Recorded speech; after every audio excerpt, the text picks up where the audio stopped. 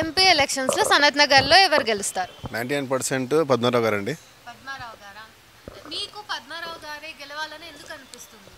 ఆయన సీనియర్ నాయకుడు, అనుభవం గల నాయకుడు. మరి ప్రతి ఒక్కటి తెలుసు అతనికి.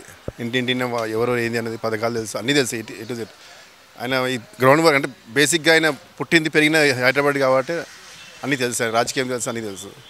ఓకే, ఇప్పుడు స్టేట్లో ఉన్న కాంగ్రెస్ ఎట్లా పనిచేస్తుంది? ప్రజెంట్ ఇంకా వచ్చి ఇప్పుడు 3 months 2 months అవుతుంది కండి. ఇంకా టైం పడుతుంది దానికి. ఇప్పటికైతే అమలు ఏమి చెప్పిన ఇది గవర్నమెంట్ చెప్పారో ఇంకేం ముందుకు రాలేదు. చూడాలి, ఇంకా ఎంపీ ఎలక్షన్ అయిన తర్వాత తెలుస్తుంది అనేది గవర్నమెంట్ గురించి. సెంట్రల్లో మళ్ళీ బీజేపీ వస్తే ఎట్లుంటుంది? బాగుంటుందండి. మోడీ బీజేపీ కావాలి, మోడీ సెంట్రల్లో. ఎందుకు అంత స్ట్రాంగ్గా చెప్తున్నారు? ఇప్పుడు చూడండి, మీ దేశాభివృద్ధి ఎక్కడ పోయింది. ఇప్పుడు ఇండియా అనేది ఎక్కడ పోయింది, నేమ్ పేరు ఒకటి. ప్రతి ఒక్కటి ఏదైనా చాలా న్యాయంగా అంటే ఏదైనా సరే ముందుకు పోతున్నాడు. ఏది కంట్రీ ఏ కంట్రీస్లో మన ఇండియా పేరుకి చాలా ముందుకు తీసుకెళ్ళాడు. ప్రతి ఒక్కటి చేసి చూపిస్తున్నాడు అతను చెప్పింది. సో సెంట్రల్లో బీజేపీ రావాలని కోరుకుంటున్నాం మేము కూడా. ఓకే, అయితే ఇప్పుడు ఇక్కడ ఉన్న ఎమ్మెల్యే ఎవరు? శ్రీనివాస్ యాదవ్ అండి. శ్రీనివాస్ యాదవ్ కదా? అవునండి. సో టీఆర్ఎస్ పార్టీ నుంచి ఎన్నుకుంటున్నారు కదా మీరు చాలా సంవత్సరాలుగా.